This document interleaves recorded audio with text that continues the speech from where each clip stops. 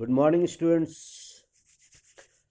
आज हम राजनीतिक विचार, पाश्चात्य राजनीतिक विचार के संदर्भ में मार्क्स के द्वंद्वात्मक विचार मार्क्स के विचारधारा पर चर्चा करेंगे। और इस श्रृंखला में मार्क्स की जो पहली विचारधारा है, जिसको हम द्वंद्वात्मक भौतिकवाद के नाम से जानते हैं, उसकी चर्चा करेंगे।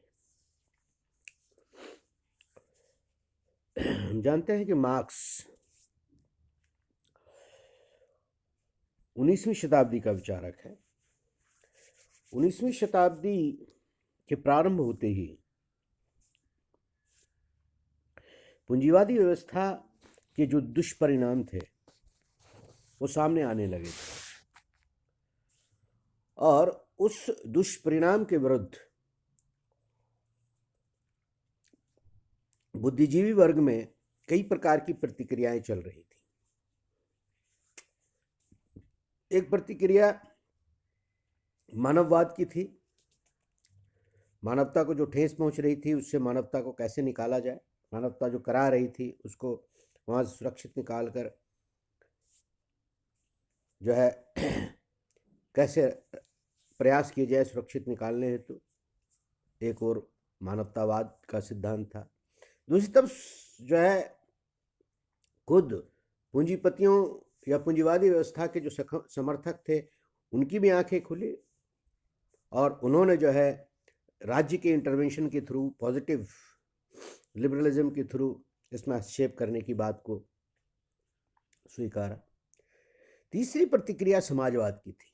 आरंभ में यह प्रक्रिया समाजवाद की वो काल्पनिक समाजवाद थी, यूटोपियन सोशलिज्म जिसको कहते हैं, जिसमें समाज को सुधारने की बात तो हो रही थी, लेकिन उसके लिए ठोस उपाय जो है सामने नहीं आ पा रहे थे। और इसी क्रम में चौथी और सबसे शक्तिशाली प्रक्रिया जो है वो समाजवाद या साम्यवाद की थी, या जिसको हम दूसरे शब्दों में मार्क्सवाद कहते हैं। मार्क्स ने इस प्रतिक्रिया को मजबूती से लोगों के सामने रखा, और मार्क्सवाद का जो साम्यवाद है, मार्क्स का जो साम्यवाद है, ये समाजवाद है जिसे वह वैज्ञानिक समाजवाद कहता है, ये प्रतिक्रिया सबसे शक्तिशाली प्रतिक्रिया थी। और इस प्रतिक्रिया में मजदूरों के कल्याण की बात थी, एक ऐसे समाज के निर्माण की बात थी जिसमें मजदूरों के अधिकारों को सुरक्षित किया जाए, मजदूरों के जीवन को बेहतर बनाया जाए, जीने लायक बनाया जाए, जो वो उत्पादन कर रहे हैं उन उत्पादन में उसकी हिस्सेदारी को सुनिश्चित किया जाए। और इस तरह से एक नवीन समाज की संरचना लेकर के मार्क्स सामने आता है, और वह संरचना पूंजीवादी समाज की संरचना से बिल्कुल भिन्न है। मार्क्सवाद के इसी चित्रण के कारण बहुत सारे लोग इसके साथ जुड़े, और 20वीं शताब्दी तक आते आते हमने देखा कि लगभग जो है 1/3 संसार जो है उनके विचारधाराओं से प्रभावित था, और एक नए समाज के निर्माण का स्वप्न देखने लगा। तो मार्क्स की जो विचारधारा थी उसके कई पहलू हैं, जिसमें पहला जो शुरुआत है, जिसके आधार पर वह अपने समाजवाद को वैज्ञानिक समाजवाद कहता है, वह है द्वंद्वात्मक भौतिकवाद। द्वंद्वात्मक भौतिकवाद दो शब्दों से मिलकर के बना हुआ है, द्वंद्ववाद और भौतिकवाद। दोनों अलग अलग फिलॉसफी है, अलग अलग दर्शन है, जिसको उन्होंने मिला करके बनाया है, और इस पर जो है हम आज चर्चा करेंगे कि क्या है। सबसे पहले मार्क्स ये मानता है कि सृष्टि का मूल तत्व पदार्थ है, आत्मा नहीं, जैसा कि हीगल मानता था। जब उसके पुरान जो है उनको बहुत सारे विद्वान मानते थे कि जो है संसार का मूल तत्व जो है वो चेतना है, विचार है। मार्क्स से असहमति प्रकट करता है और कहता है कि विचार नहीं, पदार्थ जो है वह सृष्टि का मूल तत्व है, और यहीं से उनके भौतिकवादी विचारधारा की नींव पड़ती है। उसके इस भौतिकवाद कि ये विचारधारा कोई नई नहीं है, इससे पहले भी बहुत सारे भौतिकवादी विचारक हुए, और मार्क्स ने ये भौतिकवादी विचारधारा फायरबैक से ग्रहण की। तो जिस प्रकार वो मानता था कि सृष्टि का मूल तत्व पदार्थ है, मार्क्स ने भी उसको यहाँ पर स्थापित किया कि भौतिक पदार्थ ही सृष्टि का मूल तत्व है। और दूसरी बात जो कहता है कि संपूर्ण सृष्टि एक निकाय है। पूरी सृष्टि इस तरह से एक दूसरे से गुथी हुई है कि एक दूसरे पर इस तरह से आश्रित है कि वो एक दूसरे से अलग नहीं की जा सकती। इस शरीर की तरह है, जिस तरह शरीर विभिन्न अंगों से मिलकर के बना है और मिलकर के एक आकार देता है और अपने उद्देश्य को तय करता है और उस दिशा में गमन करता है, ठीक वैसा ही है संपूर्ण सृष्टि एक दूसरे से गहन रूप से जुड़ी हुई है, शरीर की मांग एक दूसरे से संबंधित है और एक दूसरे पर आश्रित है। तो इसका अभिप्राय क्या होगा? यदि एक जगह कोई परिवर्तन है तो वो परिवर्तन दूसरे हिस्से के परिवर्तन को भी जो है आधारभूत तरीके से प्रभावित करेगा। ऐसा हो नहीं सकता है कि एक क्षेत्र में परिवर्तन हो और दूसरे क्षेत्र में परिवर्तन उस परिवर्तन से बिल्कुल अनभिज्ञ हो या उसके प्रभाव से बिल्कुल मुक्त हो। ऐसा संभव नहीं है। तीसरी और सबसे महत्वपूर्ण बात जो कहता है कि ये पदार्थ मूल है लेकिन ये पदार्थ जड़ नहीं है। जैसा कि अब तक मानते आ रहे हैं या आदर्शवादी मानते हैं कि संसार दो भागों में है, एक चेतना है, एक जड़ है, और पदार्थ जो है वो जड़ है जिसमें कोई गति नहीं है। और जो भी परिवर्तन पदार्थ में हो रहे हैं, या आदर्शवादियों का मानना है जो भी परिवर्तन दिखते हैं प्रत्यक्ष रूप से, वो दरअसल वो परिवर्तन बाह्य कारकों से है, बाहर के कारणों से उसमें परिवर्तन दिखाई देते हैं, अंदर उसके कोई गति नहीं होती। लेकिन ठीक उसके विपरीत मार्क्स स्थापित करना चाहता है कि पदार्थ जो है, जो सृष्टि का मूल है और पूरी सृष्टि जो है वो एक दूसरे से संबंध है, उस पदार्थ में गति है, इंटरनल मूवमेंट है, इंटरनल डायनामिज्म है, और उसके कारण वो परिवर्तनशील है। बाह्य कारणों के परिवर्तन से मतलब परिवर्तन नहीं, वो उसके भीतर एक डायनामिज्म है और that moves the matter, that moves the matter, वो उसको आगे बढ़ाता है, ड्राइव्स द मैटर एड। तो पदार्थ जो है वो अंदर के शक्ति से गतिमान है और इसके कारण वो परिवर्तनशील है। बाह्य शक्तियों से केवल उसमें परिवर्तन आता है ऐसा नहीं है। This is the fundamental of marks materialism कि वो मैटर को एक गति देता है। इस गति के आधार पर ही वो कहता है कि गति है तो वो जिगजैग नहीं है। ऐसा नहीं कि कभी इधर चला जाता है, कभी उधर चला जाता है, पीछे आ जाता है, कभी, ऐसा नहीं है। गति है तो उसका डेवलपमेंट है, विकासवादी है, वो विकास के मार्ग में है, वो निरंतर आगे बढ़ने की दिशा में है। इसका मतलब वो सकारात्मक है, पॉजिटिव है, उसकी दिशा पॉजिटिव है। इसका मतलब वो एक उद्देश्य की ओर बढ़ रहा है, एक उद्देश्य को प्राप्त करना चाहता है, एक दिशा में बढ़ना चाहता है, कहीं पहुंचना चाहता है। ये बहुत इंपॉर्टेंट चीज़ें, ये दो चीज़ें इंटरलिंक्ड हैं और यही जो है पूरे मार्क्सवाद को जो है वो ड्राइव करता है, क्योंकि यही जो है तत्व है जो पूरे परिवर्तन की व्याख्या करता है, पूरे इतिहास में परिवर्तन की व्याख्या करता है, समाज में परिवर्तन की व्याख्या करता है। क्योंकि सभी परिवर्तन का मूल क्या है? वह है पदार्थ, और पदार्थ में होने वाले परिवर्तन, दैट इज इंटरनल, आंतरिक है, और ये मूवमेंट जो है वो एक दिशा में है, एक उद्देश्य की ओर है। ये इंपॉर्टेंट है। यहां पर दिशा सकारात्मक है, दिशा विकासवादी है, और इस दिशा में वो लगातार बढ़ रहा है। उसके बाद ये कहता है कि ये परिवर्तन जो है वो दो प्रकार के हो सकते हैं। ये जो परिवर्तन है वो दो प्रकार के हो सकते हैं। अब हम मैटर के दूसरे गुणों की तरफ आते हैं। ये परिवर्तन दो प्रकार के होते हैं, लगातार परिवर्तन होते रहते हैं। जब तक परिवर्तन दिखाई नहीं दे रहे हो, तो हर समय दिखाई नहीं, कभी परसेप्टेबल है, कभी इम्परसेप्टेबल, लगातार हो रहे हैं। लेकिन ये परिवर्तन मात्रात्मक है, क्वांटिटेटिव है।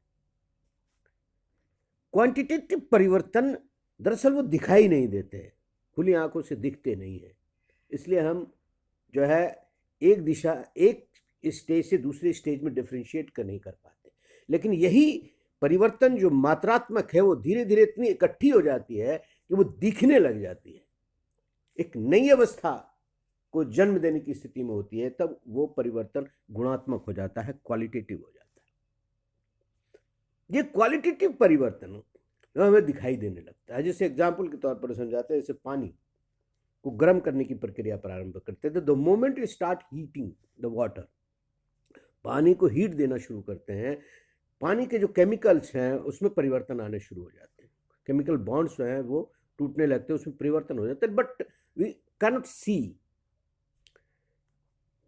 फ्रॉम द नेकेड आईज कि क्या परिवर्तन आ रहा है। लेकिन when it reaches normal condition में, reaches at 100 degree, it turns into vapour, वो किसमें, भाप में परिवर्तित हो जाता है। तो ये क्या है, स्टेट ऑफ मैटर में परिवर्तन हो गया, लिक्विड था और लिक्विड से गैसियस हो गया। This kind of change is called qualitative change, गुणात्मक परिवर्तन की संज्ञा दी जाती है। जहां यदि समाज के संदर्भ में इसको लागू करें तो समाज एक चरण से दूसरे चरण में चला जाता है, जिसके विशेषताओं को आप को रेखांकित कर सकते हैं, विशेषताओं का विश्लेषण कर सकते हैं। तो परिवर्तन की जो है वो यह क्वालिटी है। एक और बात ये कहता है कि इसको और बेहतर तरीके से निषेध सिद्धांत से समझा जा सकता है। This is the theory of negation, concept of negation of negation. Negation of negation को मार्क्स जो है एक जो है गेहूं के दाने के एग्जाम्पल से समझाता है कि गेहूं का एक दाना है, उसको यदि हम जमीन में बोते हैं और प्रॉपर कंडीशंस देते हैं तब क्या होता है, गेहूं का दाना अपने आप को नष्ट कर लेता है, लेकिन नष्ट करने के बाद वो अपने आप को एक पौधे के रूप में जो है परिणत कर लेता है, परिवर्तित कर लेता है, उसको ट्रांसफॉर्म कर लेता है, और गेहूं का दाना नष्ट हो जाता है परंतु उसकी जगह पौधा खड़ा हो जाता है। पौधा क्या है, पौधा के पहले की स्थिति क्या थी, गेहूं का दाना नष्ट हो गया, that is the negation of, पहला निगेशन है, निषेध है, वो समाप्त कर लेता है अपने को, लेकिन बदले में एक पौधा देता है। धीरे धीरे पौधा बड़ा होता है और उसमें बहुत सारे गेहूं लगते हैं, बहुत सारे गेहूं के दाने जो है 100,000 दाने उसमें लगते हैं, और फिर वो गेहूं का दाना जब पक जाता है तो पौधा भी समाप्त हो जाता है। तो ये सेकंड निगेशन है। दूसरा निगेशन है, दूसरा निषेध है, पौधा नष्ट होकर के क्या देता है, एक बीज की जगह पर हमें सैकड़ों बीज देता है। तो ये क्या है, निगेशन ऑफ निगेशन। जो है गेहूं का दाना निगेट होकर के पौधा देता है, पौधा निगेट होकर के जो है असंख्य दाने दे रहा है। ये क्या है, ये क्वालिटेटिव चेंज है, एक स्टेज से दूसरे स्टेज में क्वालिटेटिव चेंज है, गुणात्मक परिवर्तन है। और दूसरे शब्दों में कहें तो सत्य के संदर्भ में यदि समझे तो एक सत्य दूसरे सत्य से टकराता है, और दोनों के टकराहट से जो तीसरी स्टेज प्राप्त होती है वो एक बड़ा सत्य है, सत्य का बड़ा अंश है, लेकिन वो भी संपूर्ण सत्य नहीं हो सकता, फिर वो आधार बनता है, फिर वो जो है आगे बढ़ता है। तो इस तरह से निषेध से भी हम क्वालिटी चेंज को समझ सकते हैं, और इसको और बेहतर तरीके से समझता है कि इसको द्वंद्ववाद से इसको बेहतर तरीके से एक्सप्लेन किया जा सकता है, और इसीलिए मार्क्स ने इसे द्वंद्वात्मक भौतिकवाद या भौतिकवाद के इस मूवमेंट को, पदार्थ के इस मूवमेंट को, पदार्थ के इस क्वालिटेटिव मूवमेंट को, एक चरण से दूसरे चरण में जाने की प्रक्रिया को जो है वो डायलेक्टिक्स के द्वारा, द्वंद्ववाद के द्वारा, द्वंद्ववाद की प्रकृति जो है प्रक्रिया के द्वारा उसे एक्सप्लेन करने की कोशिश करता है, और इसीलिए इसे मार्क्स द्वंद्वात्मक भौतिकवाद करता है। तो द्वंद्ववाद क्या है, द्वंद्ववाद जब तक सत्य तक पहुंचने की या उद्देश्य तक पहुंचने की जो है एक प्रक्रिया है। वो कहता है कि द्वंद्ववाद को इस तरह से समझें कि पहले एक स्थिति पैदा होती है, एक स्थिति पैदा होती है, एक सत्य प्रकट करता है, सत्य का एक पक्ष प्रकट करता है, दूसरा व्यक्ति उसी सत्य का दूसरा पहलू प्रकट करता है, दोनों के बीच तो वो प्रतिवाद, बिल्कुल विपरीत परिस्थिति जो है प्रतिवाद है। वाद एक स्थिति है, प्रतिवाद दूसरी बिल्कुल उसके उलट परिस्थिति, दोनों में संघर्ष होता है, और दोनों के संघर्ष के कारण जो है सत्य का जो अंश है दोनों मिल करके जो है संघर्ष समाप्त हो जाता है और एक संवाद की स्थिति आती है। तो संवाद में जो सत्य का अंश है वो वाद और प्रतिवाद के सत्य के अंश को लेकर के बना है, इसलिए संवाद का सत्य वाद और प्रतिवाद दोनों से बड़ा है। और संवाद जो है यदि पूर्ण सत्य नहीं है तो फिर वो वाद का रूप धारण करता है और फिर वो उसके विपरीत जो है परिस्थितियां उत्पन्न होती हैं और दोनों को मिलाकर के फिर जो है आगे बढ़ते हैं और फिर एक नए स्टेज पे, एक नए चरण में पहुंचते हैं, एक नए उच्च स्तर के सत्य की ओर पहुंचते हैं। और ये सिलसिला, ये जर्नी लगातार, ये यात्रा जारी रहती है तब तक जब तक सत्य के संपूर्ण अंश तक ना पहुंचा जाए। ठीक उसी तरह जैसे निषेध के संदर्भ में हमने कहा कि यदि आप समझें तो इस रूप में कि बीज जो है वाद है और पौधा प्रतिवाद है। बीज एक स्थिति है, पौधा दूसरी स्थिति है। और संवाद के स्तर पर यदि हम देखें तो बहुत जो पौधा नष्ट होने के बाद जो हमें प्राप्त हुआ अधिक संख्या में, वो संवाद है। हमें ज्यादा चीजें मिली जो दोनों से बेहतर स्थिति थी। तो इस तरह से मार्क्स जो है भौतिकवाद के द्वारा लगातार जो गति है, उस गति के माध्यम से जो परिवर्तन है, उस परिवर्तन को समझने की कोशिश करता है, उसको एक्सप्लेन करने की कोशिश करता है और इसी को मिला करके वो द्वंद्वात्मक भौतिकवाद की संज्ञा देता है। द्वंद्ववाद एक प्रक्रिया है जिसके माध्यम से भौतिकवाद की यात्रा को समझा जा सकता है, उसको एक्सप्लेन किया जा सकता है, उसकी व्याख्या की जा सकती है। यही जो है मार्क्स यहाँ पर दर्शाने की कोशिश कर रहा है और यही वो आधार है जिसके आधार पर वो अपने समाजवाद को अन्य समाजवाद से भिन्न बताकर एक वैज्ञानिक समाजवाद की संज्ञा देता है। क्योंकि इसमें विज्ञान है, इसमें तत्व के मूवमेंट, तत्व की गति, तत्व की पदार्थ की मूवमेंट, पदार्थ की गति या पदार्थ की यात्रा के नियम का अन्वेषण करता है। बोला संसार में हर जगह हर समय पदार्थ के मूवमेंट की यही प्रक्रिया रही है और इसी प्रकार से पदार्थ जो है वो अपनी यात्रा तय करता रहा है और लगातार आगे बढ़ता रहा है। आज जिसमें तत्कालीन परिस्थिति में मार्क्स थे, बोले आज जो इतिहास की स्थिति है वो एक निश्चित स्थिति है, यात्रा यहाँ से भी आगे जाएगी और कहाँ तक जाएगी वहाँ तक की वो बात करता है। और इसीलिए जो है मार्क्स इसे द्वंद्वात्मक भौतिकवाद की संज्ञा देता है। इसी के माध्यम से वो आगे के कॉन्सेप्ट को एक्सप्लेन करने की कोशिश करता है। तो ये तो इसकी थी व्याख्या। अब क्या इसमें कमियां हैं? आलोचक जो है इनके इस जो है व्याख्या से सहमत नहीं है और पहली आलोचना करते हैं कि भौतिकवाद के सिद्धांत की सत्यता जो है वो संदिग्ध है। भौतिकवाद के सिद्धांत की सत्यता आज तक ये तय नहीं हो पाया दर्शन के स्तर पर। दर्शन में आज भी ये तत्व इस पर जो है जंग जारी है, इस पर बहस जारी है कि क्या सत्य है, चेतना सत्य है, विचार सत्य है या पदार्थ वस्तु सत्य है। आज तक जो है यह निर्णय नहीं हो पाया। तो इसलिए यही सत्य है, आज भी ये संदिग्ध है, आज भी जो है इसको स्वीकार नहीं किया जा सकता। आज भी हम भ्रम की स्थिति में हैं, अभी तक जो है दार्शनिक स्तर पर यह तय नहीं हो पाया। दूसरी चीज, मार्क्सवाद का भौतिकवाद अस्पष्ट है।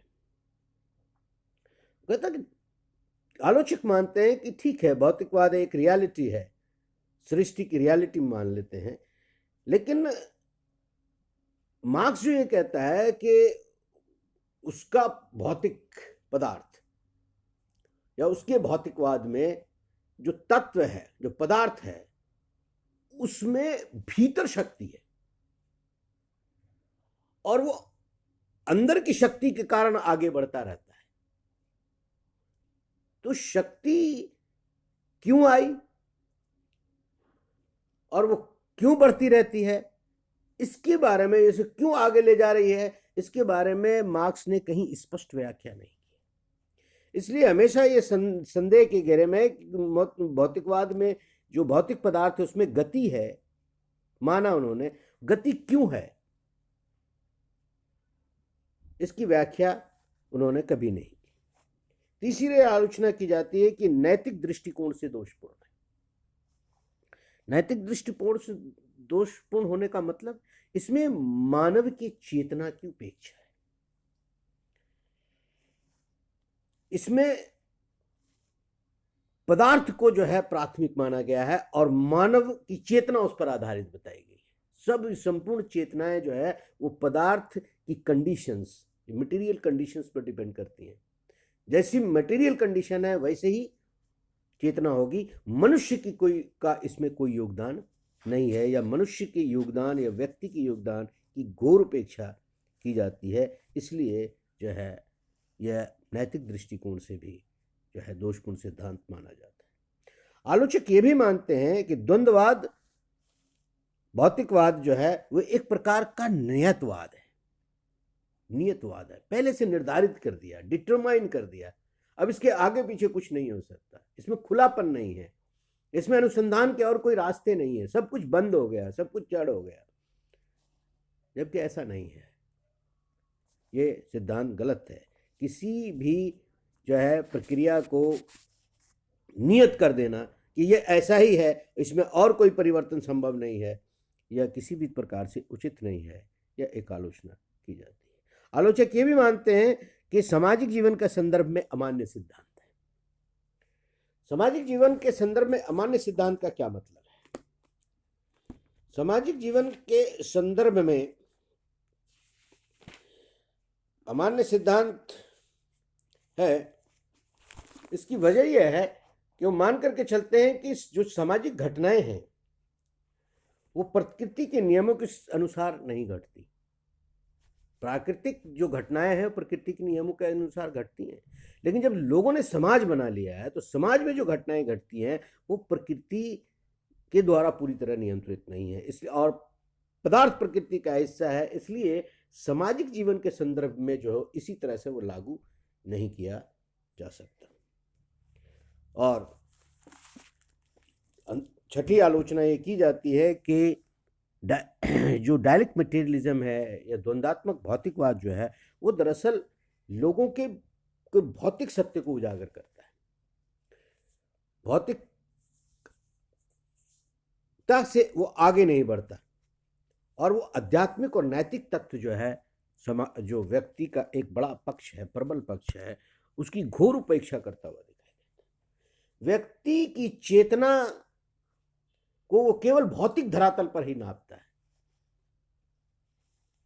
आध्यात्मिक और नैतिक चेतना की कोई बात नहीं करता, उसकी उपेक्षा करता है। तो इस प्रकार से मार्क्स की द्वंद्वात्मक और भौतिकवाद की आलोचनाएं की जाती है। तो यह पहला सिद्धांत है। आगे हम इसके दूसरे सिद्धांत की चर्चा करेंगे दूसरे क्लास में।